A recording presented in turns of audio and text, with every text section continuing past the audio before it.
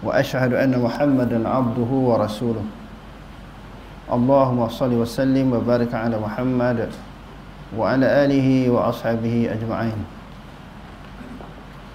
اللهم رب اشرح لي صدري ويسر لي أمري واحلل عقدة من لساني يفقهوا قولي ولا حول ولا قوة إلا بالله العلي العظيم اللهم لا سهل إلا ما جعلته سهلا وأنت تجعل الحزن إن شئت السهلا Rabbi yassir wa la tu'assir wa atmim bil khair amma ba'd. Muka surat 38. Mensabitkan tangan. Mensabitkan tangan, menisbatkan tangan bagi Allah. Tangan di sini bukan dengan makna anggota. Dia adalah merupakan sifat. Macam kalam, samak, basar, kalam, itu sifat kan? Jadi maknanya tangan juga sebahagian daripada sifat Allah, bukan bermakna anggota. Kalau anggota jadi macam makhluk lah. Anggota dia duduk kepada jisim.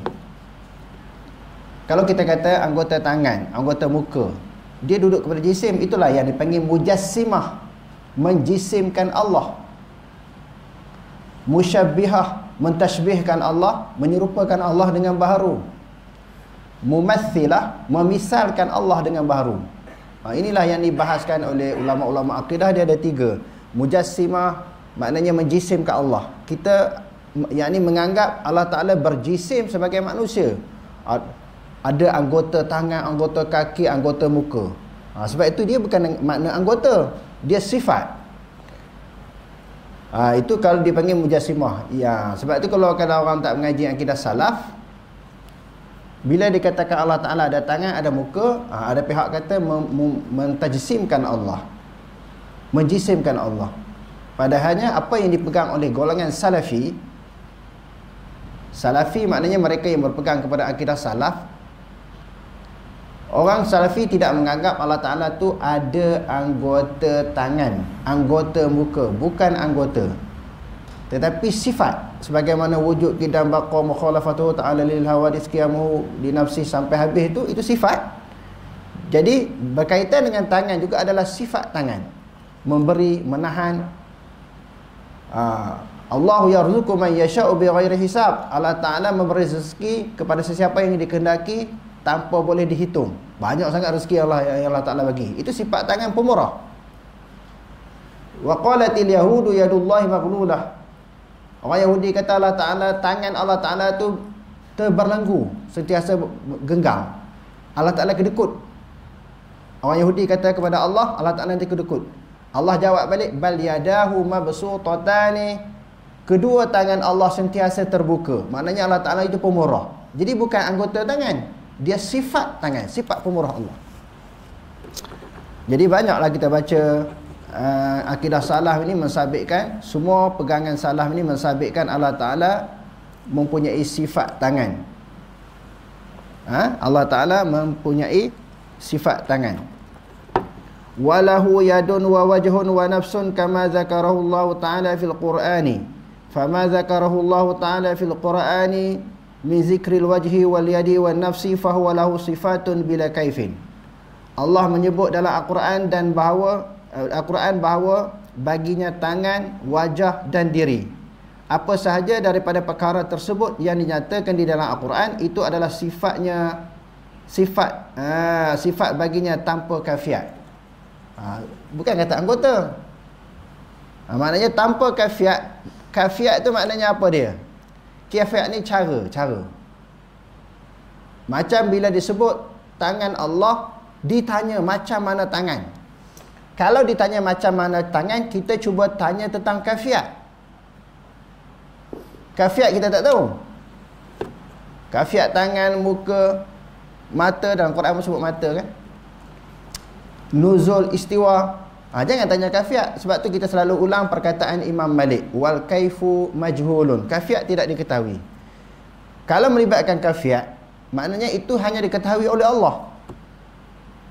Apa sahaja yang Allah Ta'ala bagi tahu setakat tu je kita pegang. Jangan lebih daripada tu.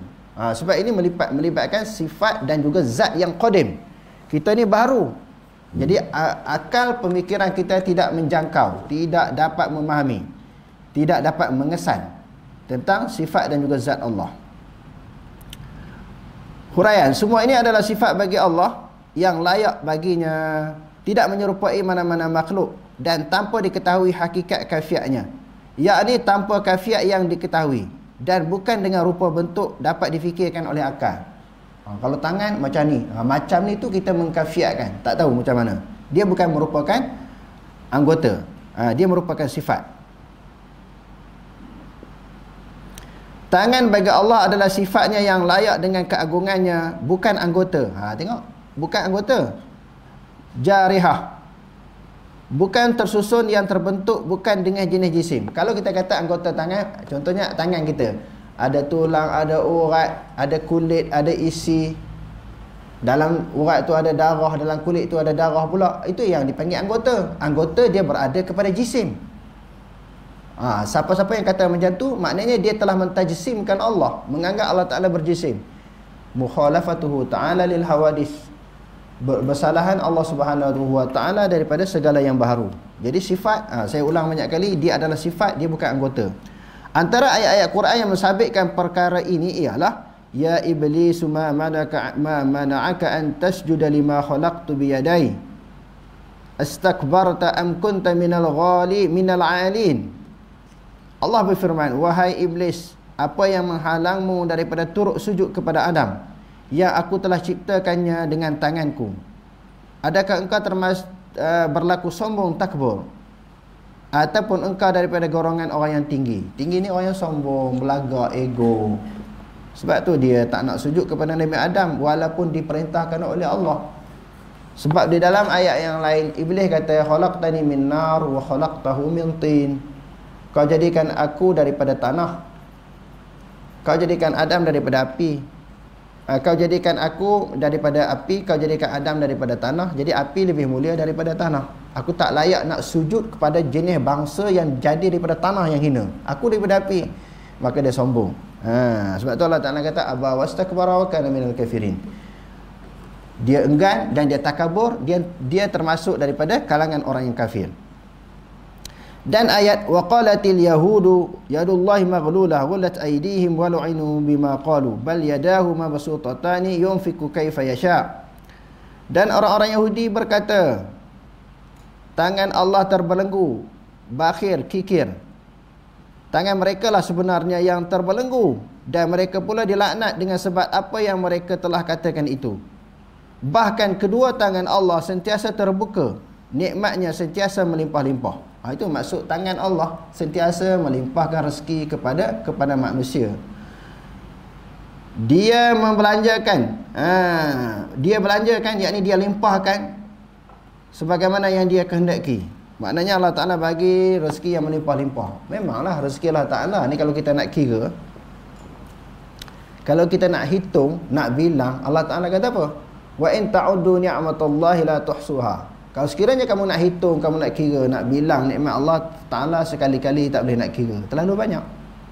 Ini adalah menunjukkan sifat tangan, sifat pemurah, sentiasa memberi. Nampak? Sentiasa memberi. Dan ayat wa ma qadarullah haqqa qadrih wal ardu jami'an qabatuhu yaumal qiyamah wal ardu jami'an qabdatuhu yaumal qiyamati was samawati muttawiyatun biyaminih subhanahu wa ta'ala amma yusyrikun.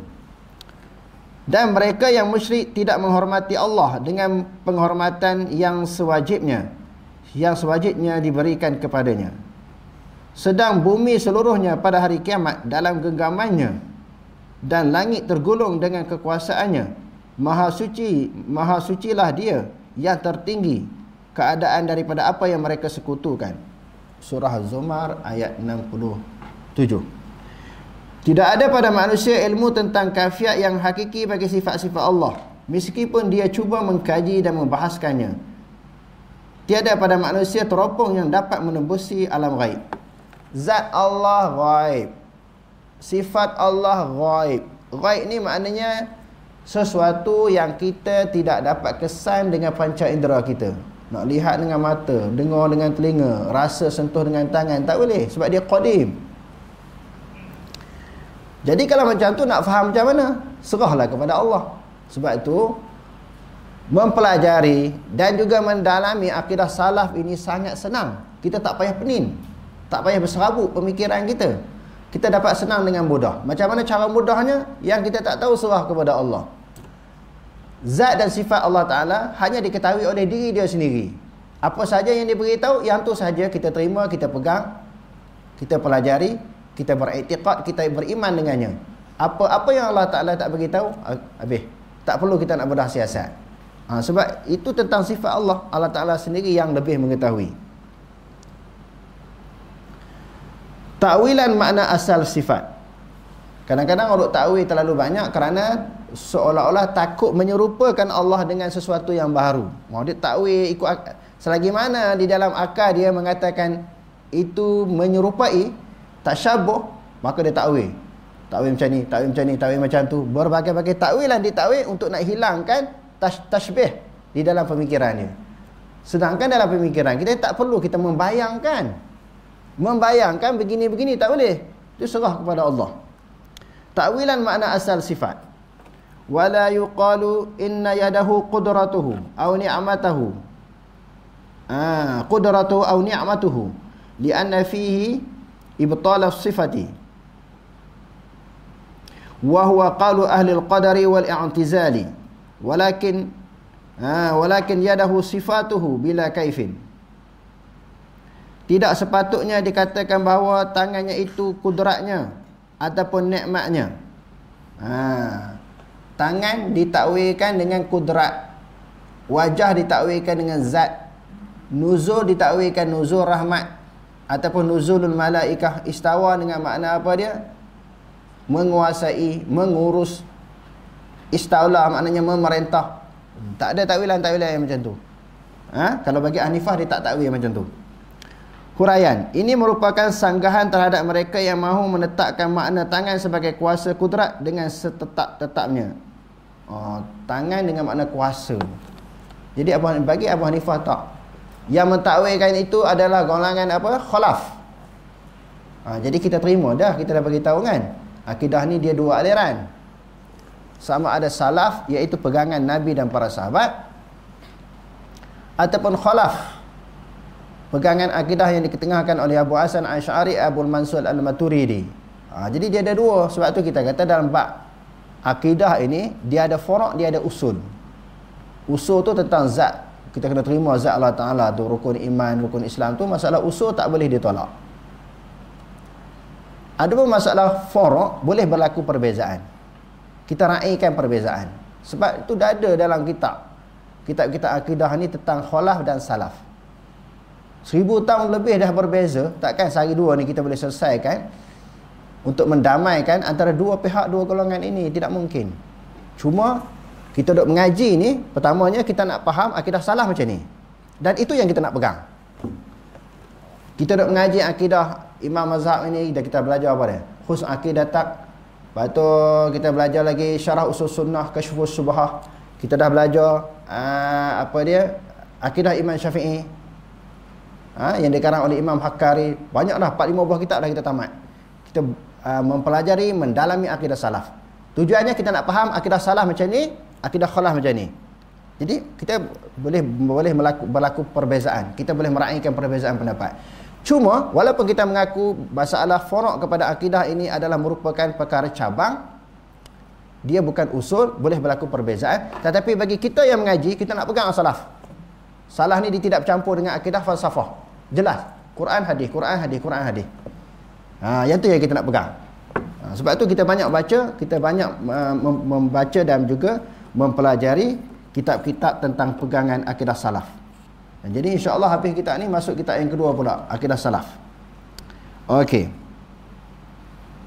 Huraian, ini merupakan sanggahan terhadap mereka yang mahu menetapkan makna tangan sebagaimana kuasa kudrat setetap-tetapnya. Imam Abu Hanifah mengisyaratkan bahawa hendaklah difahami secara zahir tanpa takwilan atau ayat-ayat Al-Quran yang menyebutkan sifat-sifat Allah seperti Seperti innal ladzina yubayyi'unaka innama yubayyi'una Allah yadullahi fawqa aydihim. Sesungguhnya orang-orang yang memberi pengakuan taat setia kepadamu wahai Muhammad untuk berjuang menentang musuh, mereka sebenarnya memberikan pengakuan taat setia kepada Allah. Tangan Allah di atas tangan mereka, memberi taat setia itu. Suratul Fath ayat 10. Dan ayat wa yabqa wajhu rabbika dzul jalali wal ikram. Dan akan kekallah wajah Tuhanmu yang mempunyai kebesaran dan kemuliaan. Surah Rahman ayat 27. Allah menukilkan kata-kata Nabi Isa alaihissalam, ta'lamu ma fi nafsi wa la a'lamu ma fi nafsik. Engkau mengetahui apa yang ada pada diriku, sedangkan aku tidak mengetahui apa yang ada pada dirimu. Surah Al-Ma'idah ayat 116. Asal makna perkataan tersebut diketahui, tetapi hakikat sifatnya tidak diketahui. Asal makna yadun tahulah makna tangan, tetapi bukan anggota. Wajhun, wajhun tu muka, tapi bukanlah muka dengan makna anggota muka, tetapi dia sifat muka. Jadi asal makna perkataan itu, ayat-ayat mutasyabihat, semua kita tahu makna dia. Tentang makna kita tahu.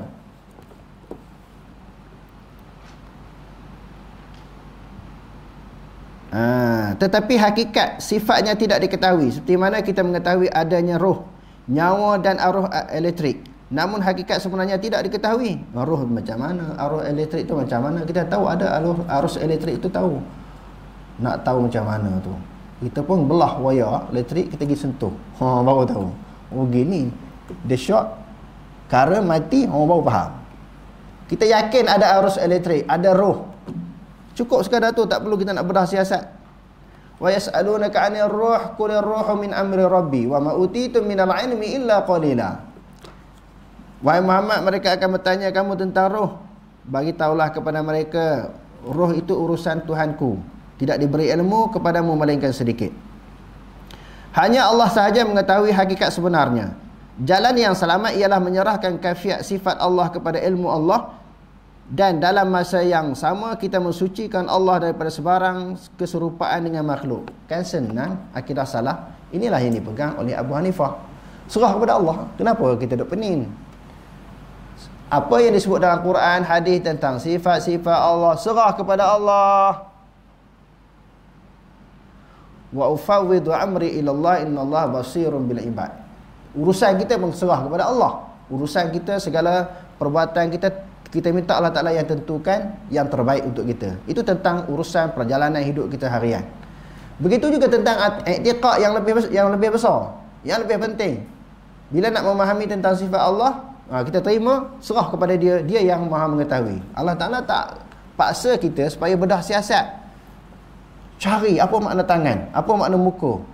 Tak, Allah Ta'ala suruh terima saja sifat tangan, sifat muka dan sifat-sifat yang berikutnya. Yang penting kepada kita, kita kena menganggap mukhalafah. Allah Ta'ala itu tidak sama. Tasdid yang sempurna terhadap Al-Quran ialah dengan membenarkan apa yang disebutkan Al-Quran tanpa berpaling daripada makna yang zahir. Itu baru maknanya tasdid. Tasdid yang sebenar. Apa makna tasdid yang sebenar? Tasdid maknanya mengiyakan, meyakini dia dalam hati. Maksud tasdid yang sebenar, meyakini dalam hati, terima saja secara zahir.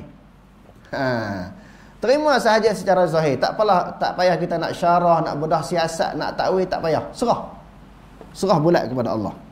Sebab tu dia kata tanpa berpaling daripada makna yang zahir. Oh, kalau pegang zahir ni jadi nanti macam menyerupakan Allah dengan baharu. Tak, nak menyerupa macam mana? Kita kata mukhalafah. Tak serupa. Yang kata serupa dengan baharu itu andaian. Zat sifat ni tak perlu ada andaian, serah kepada apa yang disebut oleh Allah secara zahir. Berhubung dengan hadis tangan Allah memenuhi, Imam Tirmizi berkata, para imam menyatakan bahawa hendaklah diimani dengannya mengikut yang datang tanpa ditafsirkan ataupun dikemukakan sebarang tekaan. Tekaan ni berandaian. Dalam hadis selain daripada Quran, dalam hadis yang diriwayatkan oleh Imam Tirmizi ada.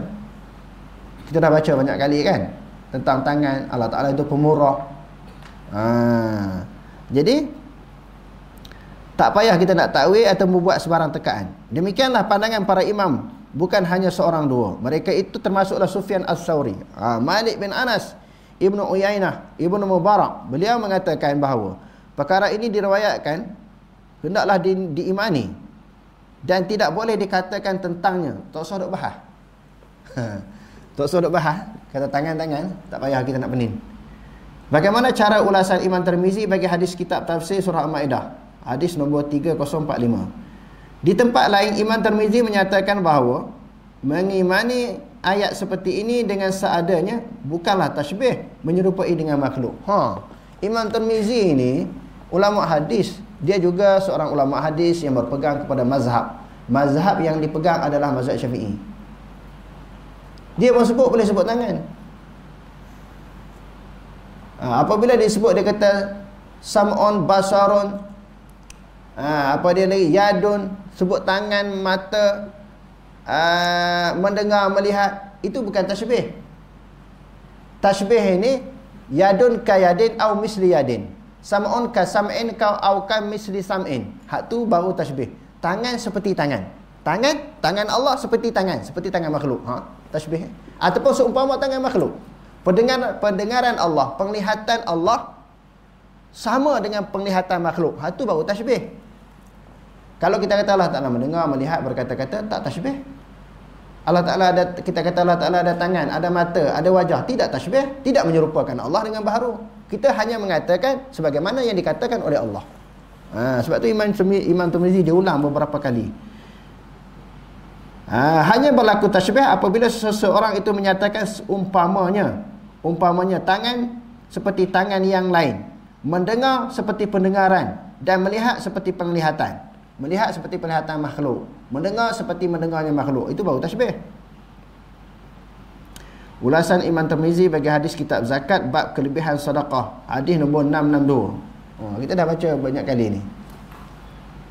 Hafiz Ibn Hajar menyatakan bahawa tidak ada dinukilkan daripada Rasulullah SAW dan daripada seorang sahabat pun melalui sanad yang sahih dengan jelas bahawa wajib mentakwilkan satu pun daripada perkara tersebut.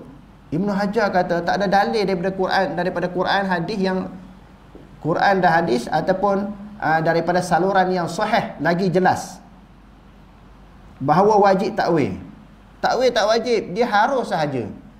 Itu pun golongan khalaf takwil, kerana pada masa tu orang banyak mayakir, takut orang faham. Apabila mengenengahkan akal daripada dalil dalam bab akidah, takut-takut ada di kalangan mereka menyerupakan Allah dengan baharu. Sebab tu terpaksa ulama khalaf mentakwilkan. Takwil ni maknanya mengubah daripada makna zahir kepada makna yang lain. Tangan dengan makna kuasa, muka dengan makna zat.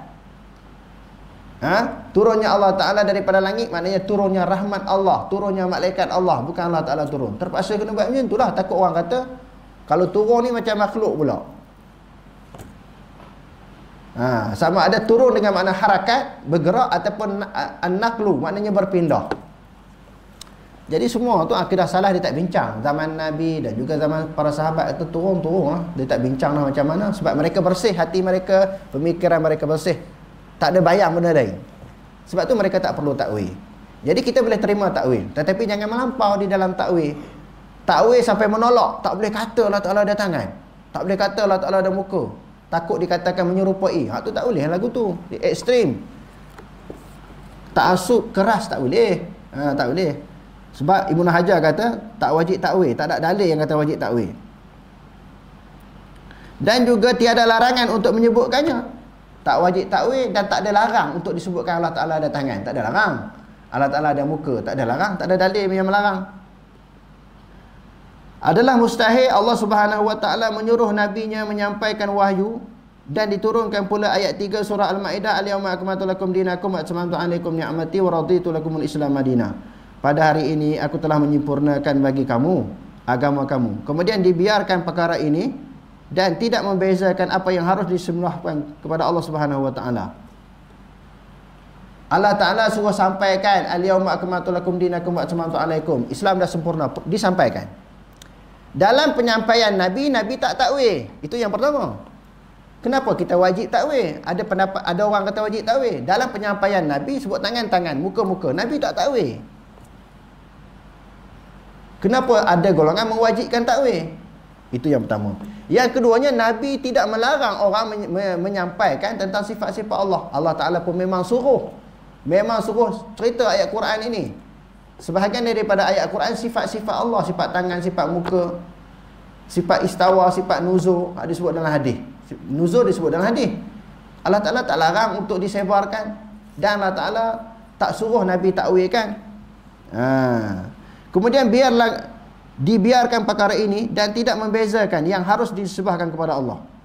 Tangan harus, Allah Ta'ala tak larang sebut tangan itu bagi dia. Nabi pun tak larang dinisbahkan kepada Allah.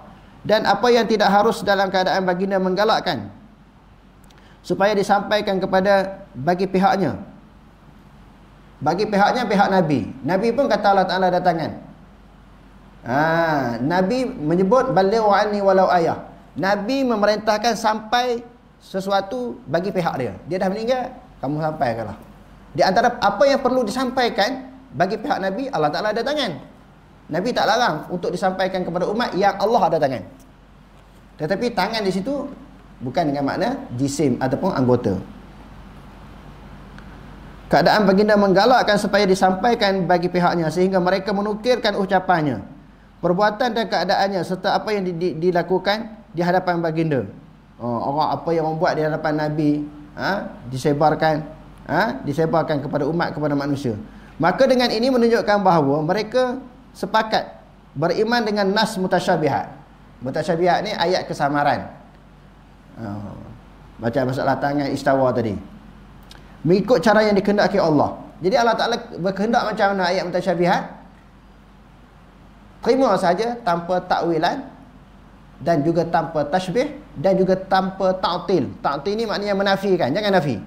Allah Ta'ala ada tangan, ada muka, jangan nafi. Dan juga jangan mentashbihkan, jangan menyerupai. Maknanya jangan menafikan, jangan menyerupai. Allah mewajibkan supaya mensucikannya dengan dari menyerupai makhluk. Maknanya Allah Ta'ala larang, walaupun disebut tangan ke muka dan sebagainya, Allah Ta'ala larang manusia menyerupakan Allah dengan makhluk. Laisa kamitslihi syai' wa lam yakul lahu kufuwan ahad.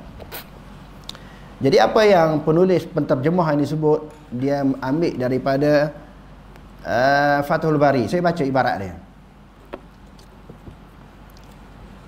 Jadi siapa-siapa yang nak mendalami, sama ada dia berpegang kepada akidah salaf ataupun khalaf, elok dia baca kitab Fathul Bari, syarah kepada Sahih Bukhari yang dikarang oleh Ibn Hajar Al-Asqalani. Sebab Ibn Hajar ni diterima oleh semua mazhab. Mazhab Hanafi pun terima, Maliki, Hanbali terima, apatah lagi mazhab Syafi'i. Sebab Ibn Hajar ni mazhab Syafi'i, tapi akidah dia akidah salaf. Saya masih teringat masa saya belajar Bukhari dulu, Tok Guru saya sebut, Maulana Zarwali Khan, dia kata, kalau kamu nak faham Sahih Bukhari ni, padan kamu baca Fathul Bari. Ada cetakan 13 jilid, ada 15 jilid. Dia kata padan baca kitab dia. Sedangkan dia cukup kuat mazhab Hanafi. Dalam mazhab Hanafi, selain daripada Fathul Bari, ada lagi dipanggil apa dia? Umdatul Qari. Umdatul Qari ini yang dikarang oleh Alamah Aini. Dia banyak berlawan dengan Ibn Hajar. Wallahu alam, ada pendapat yang mengatakan mereka ini dipanggil apa? Birah. Jadi ditengok Ibn Hajar hurai apa, dijawab balik dalam Umdatul Qari. Alamah Aini tadi. Walaupun Alamah Aini adalah seorang ulama besar dalam mazhab Hanafi, dia jawab balik hujah-hujah ulama Syafi'i dengan fakta, dalil dan sebagainya. Tetapi Tok Guru saya kata, nak faham Sahih Bukhari, kamu padan baca Fathul Bari. Dia tak kata Umdatul Qari, walaupun dia Hanafi, kitab tu pun Hanafi. Dia sangat respect Ibn Hajar. Tetapi bagi saya yang membaca kedua-dua kitab ini, saya rasa kedua-duanya ada kelebihan. Syarah Bukhari ni banyak. Syarah Ibn Battahnya, Irsyadus Sari, Kanzul Mutawari, Lami'ud Darari, Irsyadus Sari, macam-macam. Nurus Sari, berpuluh-puluh syarah, mungkin beratus kot. Kalau di Pakistan, syarah Bukhari ni beratus. Maknanya setiap sekolah akan buat satu syarah. Setiap maulana yang mengajar habis Sahih Bukhari, dia mengajar, buat keluar syarah Sahih Bukhari. Setiap sekolah ni ada berapa ribu sekolah. Setiap sekolah ada syarah yang sendiri. Bukhari, Muslim, Tirmizi, Nasa'i, Ibnu Majah, Muwatta Imam Malik dan sebagainya. Tapi guru saya kata ini di antara kitab yang terbaik. Jadi orang yang bermazhab Syafi'i, yang berpegang kepada akidah, yang berpegang kepada fiqh Syafi'i, kena baca Fathul Bari. Ibnu Hajar kata apa tentang ayat mutasyabihat? Okey, saya baca sikit. Sebab Ustaz Hanif tadi dia sebut secara terjemahan dalam kitab yang dia terjemah tadi. Terjemahan kepada fiqh akbar. Wa qala ghairuhu. Ghairuhu di sini maknanya lain daripada qala Tibi, selain daripada Tibi. Lam yunqal 'anil Nabi sallallahu alaihi wasallam wala an ahadi min ashabihi min tariqis sahih tasrih bi wujubi ta'wil syai'in min zalik. Macam tadilah Ibnu Hajar kata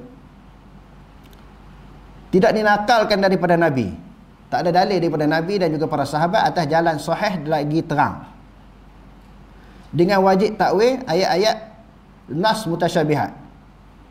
Wala man'i min zalik min zikrihi, tidak ada larangan untuk sebarkan ayat mutasyabihat. Pertamanya tidak wajib takwil, tidak ada dalil daripada hadis dan juga daripada kenyataan para sahabat wajib takwil, tak ada dalil. Yang keduanya tak ada larang untuk menceritakan kepada orang ayat mutasyabihat. Untuk disampaikan tak ada larang. Wa minal mahali an ya'murallahu nabiyahu bitablighi ma anzala ilaihi min rabbih wa yanzilu alaihi al-yawma akmaltu lakum dinakum. Suatu perkara yang mustahil, Allah Ta'ala memerintahkan Nabi-Nya untuk menyampaikan sesuatu yang diturunkan kepadanya. Sebagaimana al-yawma akmaltu lakum dinakum wa atmamtu alaikum kan. Islam dah sempurna. Nabi disuruh sampaikan. Dan dalam penyampaian Nabi, penyampaian itu telah lengkap dan sempurna sebelum Nabi wafat. Summa yatruku hadzal bab. Kemudian Allah Ta'ala tinggalkan bab mutasyabihat ni. Mustahil ya. Bab mutasyabihat ni tertinggal. Sepatutnya ada ayat Quran memerintahkan supaya takwil. Sepatutnya begitu. Tetapi Allah Ta'ala tak suruh takwil, tertinggal. Mustahil dia tinggal tu. Ma faratna fil kitabi min syai'. Kami tidak tinggal pun, tak tinggal sesuatu pun di dalam kitab. Semua kami terangkan. Nabi pun sebelum dia wafat semua dihuraikan. Jadi menunjukkan Ibnu Hajar nak terangkan takwil tak wajib. Dan disebarkan tentang ayat mutasyabihat adalah benda yang diperintahkan. Jadi tak perlu takwil, tidak wajibnya takwil. Kalau takwil dia jatuh kepada hukum apa? Hukum harus. Sekadar tu ya. Takwil ni bukannya wajib. Dia kata apa? Summa yatruku hadzal bab. Kemudian Allah Ta'ala tinggal pula bab wajib takwil. Tak ada tinggal. Fala yumayyizu ma yajuzu nisbatuhu ilaihi mimma la yajuzu ma'a huddihi ala tablighi anhu biqauli liyuballigha syahidul al-ghaibah. Sedangkan Nabi kata hendaklah sampaikan daripadaku orang yang menyaksikan kepada orang yang ghaib. Allah Ta'ala tak sebut wajib takwil dan Allah Ta'ala tak larang supaya ayat mutasyabihat disebarkan. Nabi sendiri pun suruh sampaikan kepada orang dalam keadaan Nabi tak suruh takwil ayat mutasyabihat dan Nabi tak larang supaya disebarkan. Jadi tak perlulah kita nak takwil, maknanya tak perlu dengan makna tak wajib kita takwil dan tidak menjadi halangan untuk kita sebarkan ayat mutasyabihat. Hatta naqalu aqwalahu wa af'alahu wa ahwalahu wa sifatihi mimma fu'ila bihadratihi. Sehingga orang menakalkan perkataan Nabi, perbuatan Nabi, hal keadaan dan sifat Nabi, sesuatu yang dilakukan di hadapan Nabi. Sesuatu yang berlaku di hadapan Nabi semua orang sebarkan. Orang buat apa di hadapan Nabi? Yang orang sebut kalau di sudut ilmu hadis ni dipanggil apa dia? Dipanggil ikrar. Perkataan Nabi, perbuatan Nabi dan sesuatu yang berlaku di hadapan Nabi semua disebarkan kepada orang.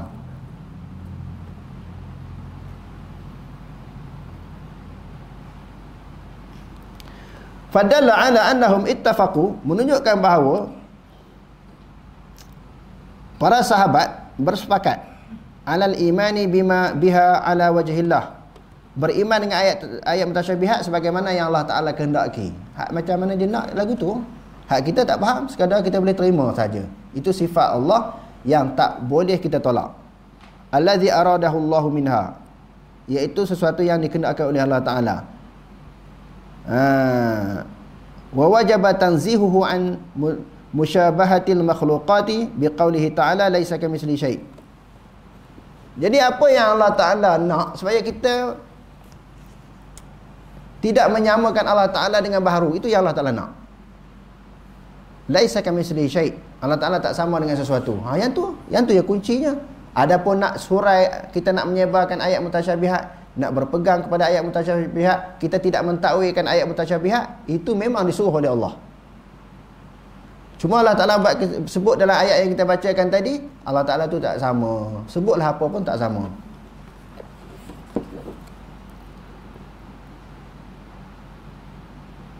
Berhubung dengan hadis tangan Allah memenuhi, Imam Tirmizi, okey tadi dah kita baca. Maka sesiapa yang mewajibkan apa yang berlainan, dia mewajibkan apa yang berlainan dengan perkara ini sesudah mereka, maknanya sesudah para sahabat, pegangan para sahabat tadi, ada orang pegang lain pula, berarti dia telah menyalahi jalan mereka. Sahabat tidak mentakwilkan, tiba-tiba ada golongan menyalahi pegangan sahabat. Menyalahi pegangan sahabat, maka bercanggahlah dengan apa yang dipegang oleh sahabat. Fathul Bari jilid 15. Di sini jilid 15, yang saya ni jilid 13 kerana cetakan yang berbeza. Babu qaulillahi ta'ala walitusna'a ala aini. Sifat muka dan redha. Wa ghadabuhu wa radahu wa sifatani min sifatillahi ta'ala bila kaifin. Kemurkaan, keredaannya adalah sifat-sifatnya tanpa cara diketahui, yang diketahui. Okey, sebelum masuk tajuk baru ni ada soalan tak? Kok saya baca banyak ni, kok tak jelas, tak faham, keliru. Ada soalan? Adik tengok yang live tu ada soalan tak? Kalau tak ada kita terus sambung. Kalau ada kita jawab dulu.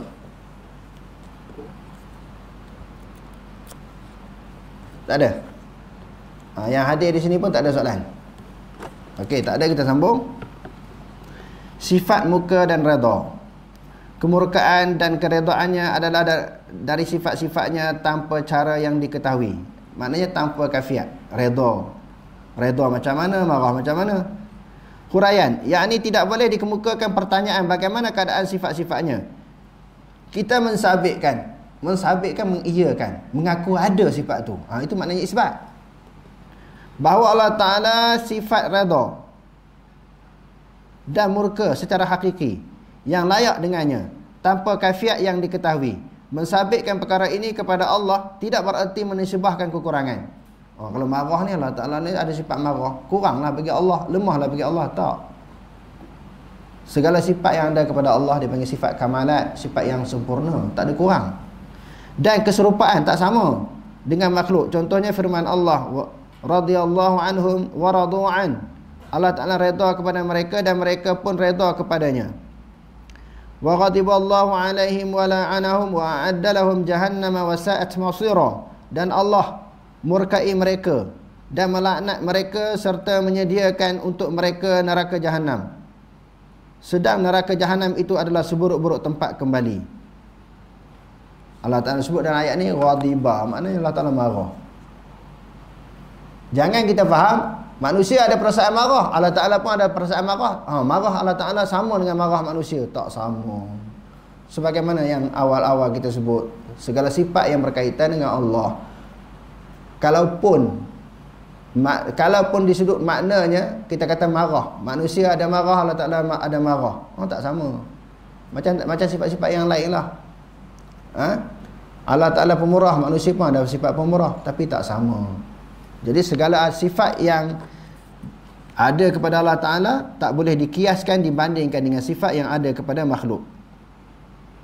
Dalam permasalahan ini, hendaklah kita mensifatkan apa yang ada. Mensifatkan Allah apa yang dia sifatkan untuk dirinya seperti mana di dalam Al-Quran.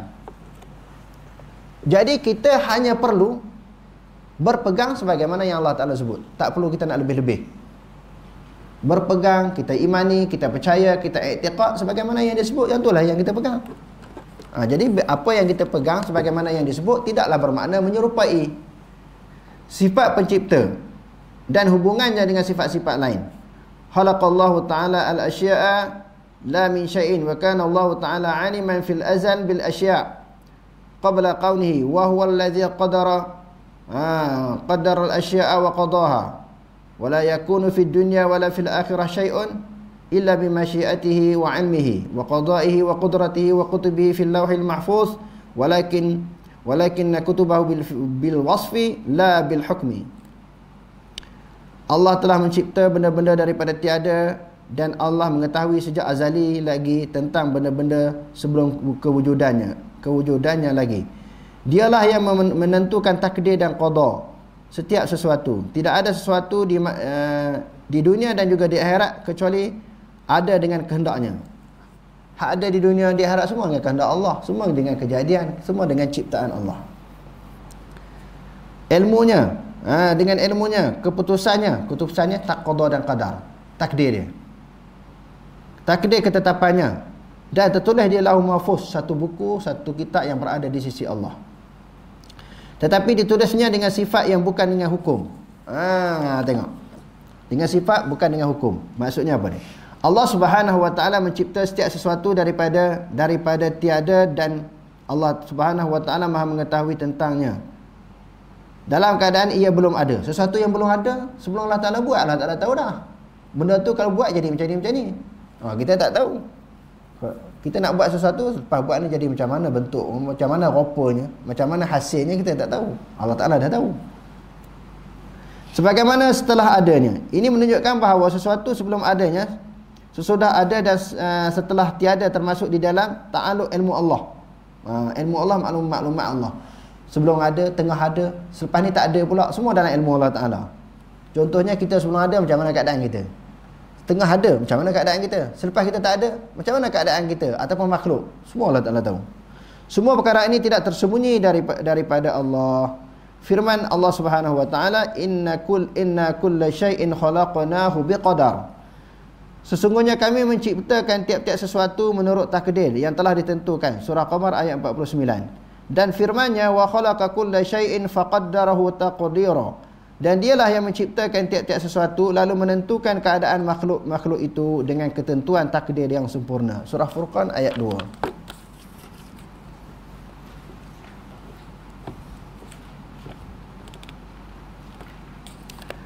Empat peringkat iman dengan qada dan qadar. Berdasarkan kepada keadaan ini, terdapat 4 peringkat dalam beriman dengan qada dan qadar. Pertama, beriman dengan Allah Subhanahu wa taala yang azali tentang segala sesuatu sebelum kewujudannya, termasuk perbuatan hamba yang sebelum dikerjakan. Maknanya sebelum kita buat benda yang tertulis di azali itu, Allah Ta'ala dah tahu dah akan berlaku begini-begini. Keduanya Allah mencatatkan dalam Lauhul Mahfuz. Yang ketiganya beriman dengan kehendak yang meliputi segala makhluk dan kudratnya yang maha sempurna. Yang keempat, Allah mengadakan sesuatu makhluk dan perbuatan-perbuatan mereka, dialah pencipta makhluk. Perbuatan makhluk Allah Ta'ala cipta. Perbuatan-perbuatan makhluk itu pun Allah Ta'ala cipta. Berjalan, tidur, berlari, duduk, berdiri. Perbuatan itu pun Allah Ta'ala buat. Takdir yang tertulis. Hakikat takdir yang tertulis itu adalah keterangan tentang apa yang akan terjadi. Bukan sebagai perintah arahan supaya terjadi. Bukan maknanya, sebab tu dia kata bukan sebagai hukum. Nak tadi dia sebut. Takdir ketetapannya tertulis di Lauhul Mahfuz, tetapi ditulisnya sifat itu bukan sebagai hukum. Maknanya ketentuan dia. Ketentuan dia. Dia kata di sini, sebagaimana adalah makhluk yang ditekan oleh permasaan. Maknanya bukan mesti Allah Ta'ala buat lagu tu sebagai hukum, bukan mesti dia buat. Berdasarkan kepada kehendak dan iradah dia, tu pulang kepada dia. Macam ni buat manusia, mesti ke kena buat manusia? Tak mesti. Bukan hukum mesti dia buat, harus bagi dia. Hakikat takdir yang ditulis itu adalah keterangan tentang apa yang akan terjadi, bukan sebagai perintah, arahan seperti terjadinya demikian. Bukan sebagai perintah, maknanya ada orang paksa tulis, mewajibkan Allah Ta'ala buat makhluk, mewajibkan mematikan, mewajibkan menghidupkan semula. Tak. Sebagai suatu takdir, bukan suatu perintah kepada Allah.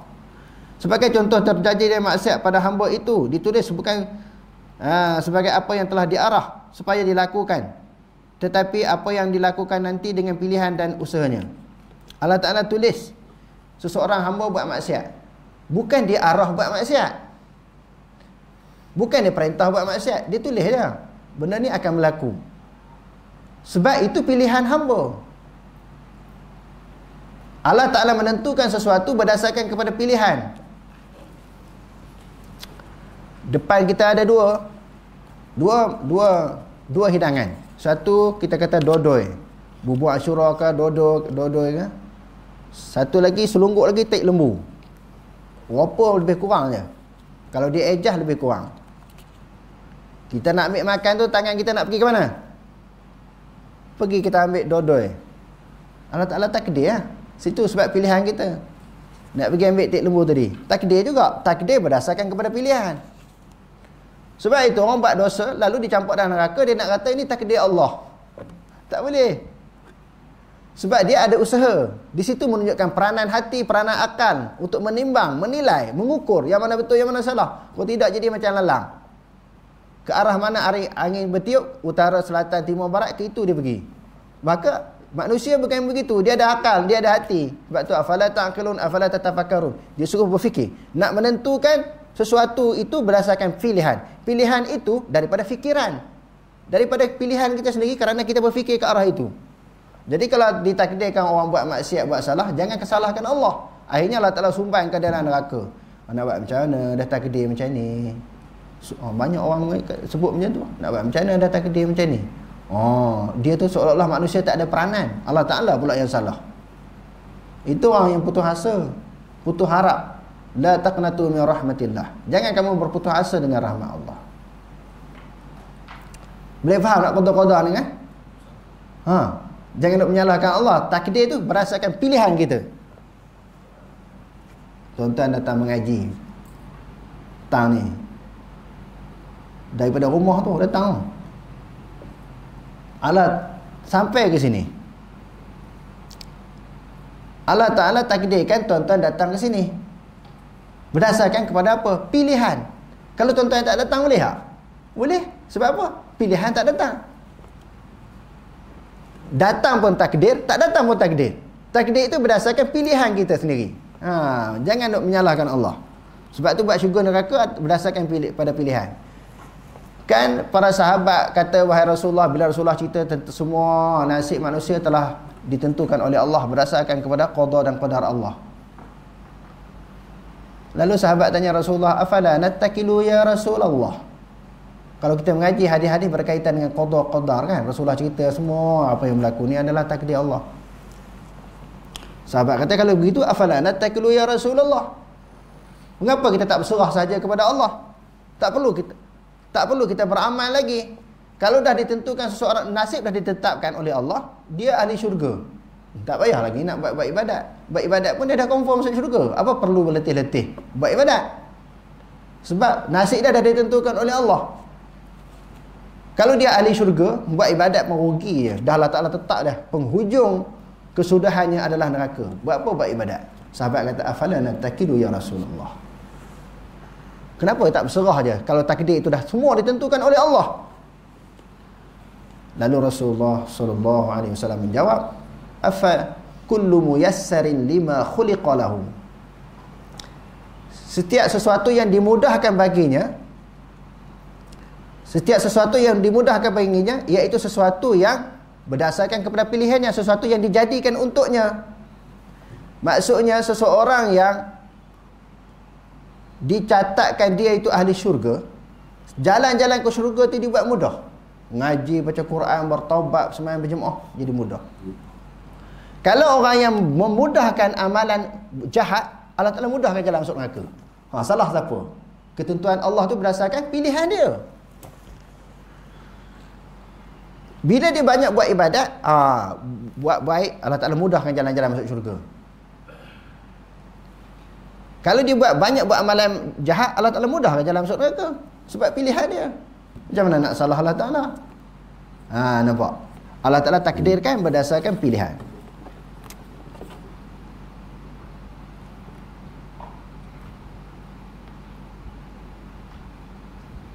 Contohnya terjadi maksiat pada hamba itu, ditulis bukan sebagai apa yang dia diarah supaya lakukan. Bukan Allah Ta'ala suruh arahkan dia buat maksiat. Tetapi apa yang akan dilakukan nanti dengan pilihan dan usahanya, pilihan hamba itu sendiri. Silap dalam memahami perkara menyebabkan seseorang itu terjemuh dalam kefahaman Jabariyah. Fahaman Jabariyah ni terpaksa Allah Ta'ala takdirkan lagu tu, iaitu fahaman yang mengatakan bahawa manusia adalah makhluk yang ditekan oleh pemaksaan dan tidak ada pilihan untuknya. Semua takdir Allah, baik buruk semua Allah Ta'ala. Tak ada usaha dia sendiri, tak ada pilihan dia sendiri. Wallahu a'lam.